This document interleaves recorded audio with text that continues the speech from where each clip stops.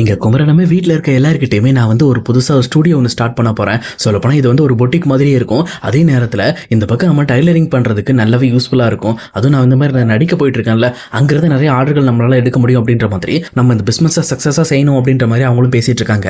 ஆனா இதை கேட்டோன்னே காவேரியுமே, மாமா உண்மையிலுமே சரியான ஐடியா இது. நம்ம பக்காவா இதை செலக்ட் பண்ணி போட்டோம்னு வச்சுக்கோங்களேன், நல்ல ஓட்டம் ஓடும் அப்படின்ற மாதிரி அவங்களுமே வந்து வெறித்தனமா இதுக்காக உழைக்கிறதுக்கு தயாராகிட்டு இருக்காங்க. ஆனா இந்த பக்கம் காவேரி என்ன பேசினாலும் சரி, அதை பார்த்துட்டு இருக்க சாரதா மட்டும் ரொம்பவே டென்ஷனோடையும் ரொம்பவே சஸ்பீசியஸாகவும் இந்த பக்கம் வந்து காவேரியை நோட் பண்ணுறாங்க. ஏன்னா அவங்களோட ரியாக்ஷன்ஸ் எல்லாமே ரொம்பவே போலியாக இருக்கிற மாதிரி இருக்குது. அதை சாரதா மட்டும் தான் ரொம்பவே தெளிவாக கண்டுபிடிக்கிறாங்க. ஆனால் வீட்டில் இருக்கிற மற்ற யாருமே அதை பெருசாகவே எடுத்துக்கிறது இல்லை. ஏன்னா அவங்க யாருமே அதை கண்டுபிடிக்கவும் இல்லை. இன்னொரு பக்கம் குமரனுமே, இதுக்காக நான் அட்வர்டைஸ்மெண்ட்டுக்கு ஒரு 50,000 ரூபாய் ஒதுக்கியிருக்கேன். அந்த 50,000 ரூபாயில் ஒரு நல்ல மாடலை நம்ம பிடிக்கணும். அந்த மாடலை வச்சு நம்ம அட்வர்டைஸ்மெண்ட் பண்ணோம் அப்படின்னா சொல்லப்போனால் நம்மளோட பொட்டிக் பிஸ்னஸ் ரொம்பவே ஃபேமஸ் ஆகிடும். அதுக்கப்புறம் எந்த பிரச்சனையும் இருக்காது. இந்த ஸ்டுடியோ நல்லாவே இருக்கும் அப்படின்ற மாதிரி பேசிட்டு இருக்காங்க. இது கேட்டோன்னே இந்த பக்கம் வந்து காவேரிக்கு அதுவுமே நல்ல ஐடியா தெரியுது மாமா. பேசாமல் நம்மளோட இந்த அப்பள கம்பெனி ஆன்லைன் வெப்சைட் இருக்குல்ல, அதில் நான் வந்து ஒரு ஆட் போட்டு விடுறேன். அதுலேருந்து நிறைய பேர் வருவாங்கல்ல, அது மூலமாக நம்ம தெரிஞ்சுக்கலாம் அப்படின்ற மாதிரி இந்த பக்கம் அவங்களும் ஒரு முடிவு பண்ணுறாங்க. முடிவு பண்ணிட்டு அதுக்கேற்ற மாதிரி ஆடும் போட்டு விட்டுறாங்க.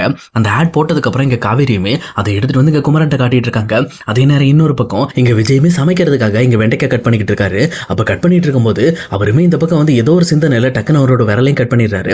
ஆனால் அதுலேருந்து லைட்டாக தான் பிளட் வந்துட்டு இருக்கு. ஆனால் இதை யோசிச்சு பார்த்துட்டு இதை வச்சு நம்ம ஒரு நல்ல சீன் கிரியேட் பண்ணலாமே அப்படின்னு சொல்லி யோசிச்சுட்டு அவருமே பக்காவாக யோசிச்சுட்டு இந்த பக்கம் பயங்கரமாக சத்தம் போட ஆரம்பிக்கிறாரு. இந்த மாதிரி கத்துற மாதிரி ஆக்ஷன் கொடுத்த உடனே இங்கே காவேரி வீட்டில் இருக்க எல்லாருமே ரொம்பவே பதறாங்க.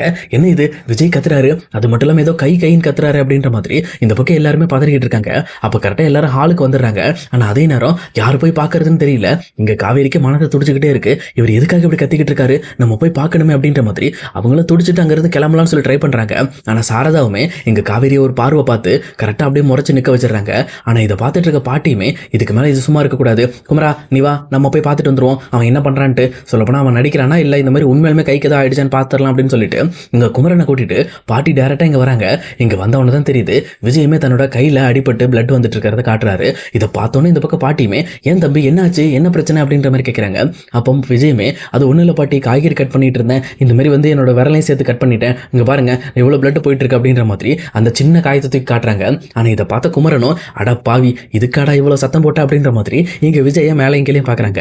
ஆனால் பாட்டியுமே இதுதான் சான்ஸ் அப்படின்னு சொல்லி புரிஞ்சுக்கிட்டு, ஐயோ என்னப்பா இப்படி ரத்தம் வந்துட்டு இருக்கு, இருப்பா நான் போய் பேண்டேஜ் எடுத்துட்டு வந்து போடுறேன் அப்படின்ற மாதிரி வேகமாக இந்த பக்கம் சாரதாவோட வீட்டுக்குள்ளே போயிட்டு வேகமாக பேண்டேஜ் எடுத்துட்டு வெளியில் வராங்க.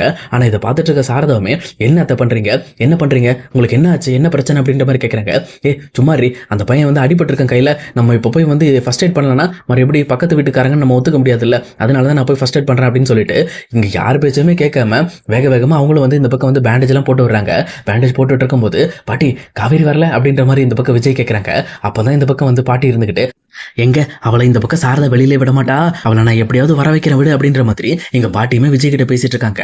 அப்ப இன்னொரு பக்கம் இங்க விஜயுமே காய்கறி கட் பண்ணிட்டு இருக்கிறத பார்த்துட்டு இருந்த பாட்டியுமே, என்னாச்சுப்பா இன்னும் நீ சாப்பிடல அப்படின்ற மாதிரி கேட்குறாங்க. இல்ல பாட்டி இனிமேல் தான் சமைக்கவே ஆரம்பிக்கணும் அப்படின்ற மாதிரி சொல்றாங்க.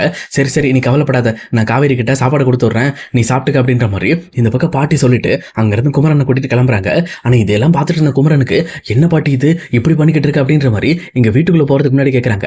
ஆனா அதே நேரம் பாட்டியுமே, டேய் இங்க நடந்த விஷயத்த போய் அங்க சாரதா கிட்ட சொல்லிட்டு இருந்த, அவ்வளவுதான் என்ன பண்ணுவேன்னு எனக்கு தெரியாது அப்படின்ற மாதிரி எங்க பாட்டியுமே குமரனை மிரட்ட ஆரம்பிக்கிறாங்க.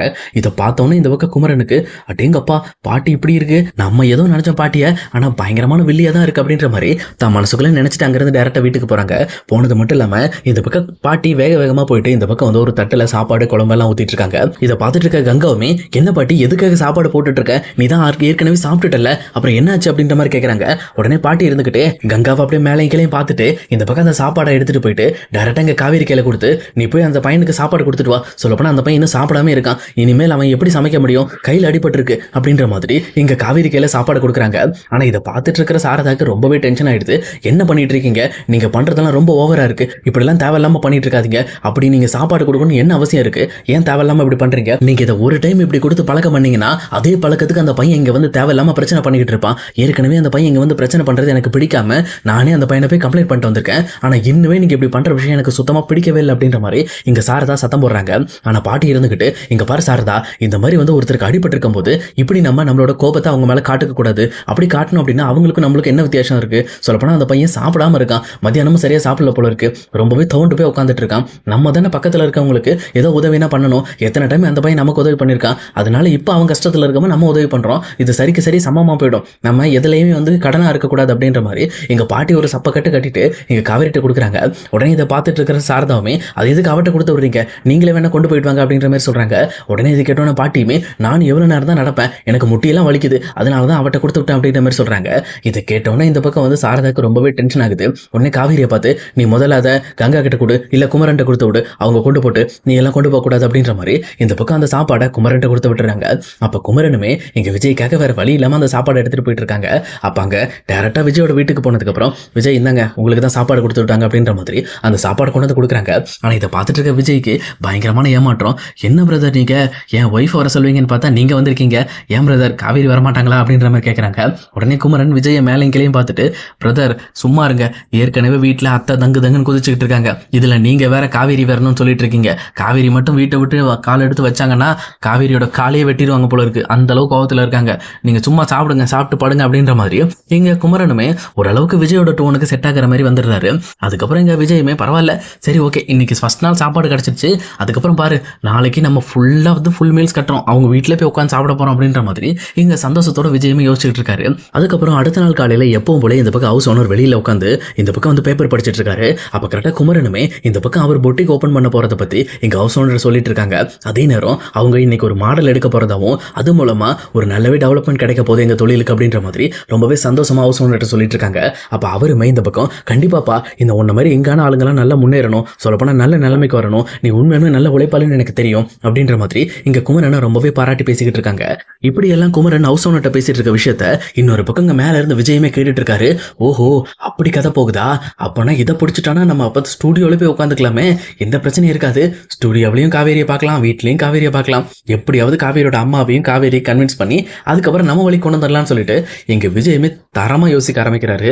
அதே நேரம் இன்னொரு பக்கம் இங்க காவேரி, இன்னொரு பக்கம் கங்கா, இவங்க எல்லாருமே சேர்ந்து டைரக்டா அந்த ஸ்டூடியோக்கு போய் அந்த ஸ்டூடியோல இன்டர்வியூ எடுக்கிற வேலையை ஆரம்பிக்கிறாங்க. சொல்லப்போனா ஒரு நல்ல மாடலை செலக்ட் பண்ணோம், அதுக்கு ஏற்ற மாதிரி அந்த கேமராமேன் வரான் இருக்காரு அப்படின்னு சொல்லிட்டு இந்த பக்கம் குமரனும் கேமராமேனை பிக்கப் பண்ணிட்டு டைரக்டா ஸ்டூடியோக்கு போயிடுறாங்க. அங்க போனதுக்கு அப்புறம் ஒரு 6 பேர் வந்திருக்காங்க. அந்த 6 பேரையும் மாடல் போட்டோவா எடுத்துட்டு இந்த பக்கம் அந்த கேமராமேனுக்கு ஃபுல்லாவே சாட்டிஸ்ஃபேக்ஷனே இல்லை. என்னையா இது, இவங்களெல்லாம் மாடலா போட்டு நம்ம வந்து இந்த மாதிரி கான்செப்ட் ஆட் பண்ணோம் அப்படின்னா நமக்கு தான் ஏன் பிரச்சனை, நல்ல ஆளா வேணும், சொல்லப்போனா பார்க்க மாஸ் ஹீரோ மாதிரி இருக்கணும் அப்படின்ற மாதிரி பேசிட்டு இருக்காங்க. அப்படி அவர் பேசிட்டு இருக்கும்போது இந்த பக்கம் விஜய் மாஸ் என்ட்ரி கொடுக்குறாரு. கொடுத்தது மட்டும் இல்லாம, ஹலோ குமரன் வந்துட்டேன் அப்படின்ற மாதிரி பயங்கரமா கெத்து காட்டுறாரு. இதை பார்த்தோன்னா அந்த கேமராமேனுக்கு ரொம்பவே பிடிச்சிருது.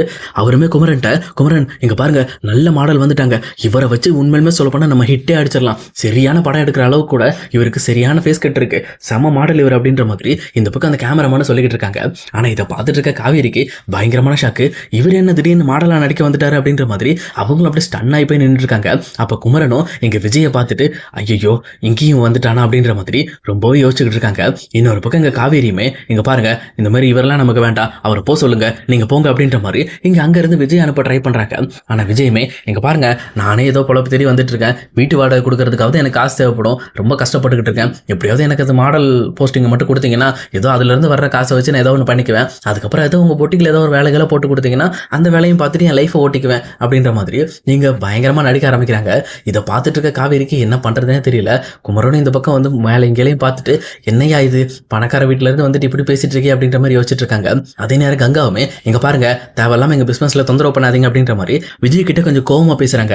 ஆனா விஜயுமே என்னை மன்னிச்சிருங்க அப்படின்னு சொல்லிட்டு இந்த பக்கம் கையெடுத்து கும்பிட்டுட்டு, தயவு செஞ்சு எனக்கு இந்த மாடல் போஸ்டிங்கை மட்டும் கொடுத்துருங்க அப்படின்ற மாதிரி அவருமே கெஞ்சி கேட்டுட்டு இருக்காரு. இதை பார்த்து கேமராமேனுமே, எங்க பாரு குமரன் இந்த மாதிரி ஒரு மாடல் கிடைக்கிறதுலாம் ரொம்ப கஷ்டம், தயவு செஞ்சு உங்களோட பிரச்சனையை நீங்க முன்னாடி வச்சுக்கிட்டு மிஸ் பண்ணிடாதீங்க, இவரை வச்சு எப்படியாவது உங்க பிசினஸ் நீங்க மேல கொண்டு வரதுக்கு பாருங்க அப்படின்ற மாதிரி அவருமே ஐடியா கொடுக்குறாரு. இதை கேட்டு குமரனும், சரி ஓகே நீங்க சொல்ற மாதிரி இவரே மாடலா இருக்கட்டும் அப்படின்ற மாதிரி இங்க குமரனும் ஓகே சொல்லிடுறாரு. ஏன்னா குமரனோட மனசுல இனிமே விஜய் மேல ஒரு நல்ல அபிப்பிராயம் உண்டாயிட்டு இருக்கு. அதனாலதான் அவர் இந்த விஷயத்துக்கு ஓகே சொல்லியிருக்காரு. அதனால அடுத்து என்ன நடக்க போகுது அப்படிங்கறத இனி வரப்போற எபிசோட்ல நம்ம பார்க்கலாம்.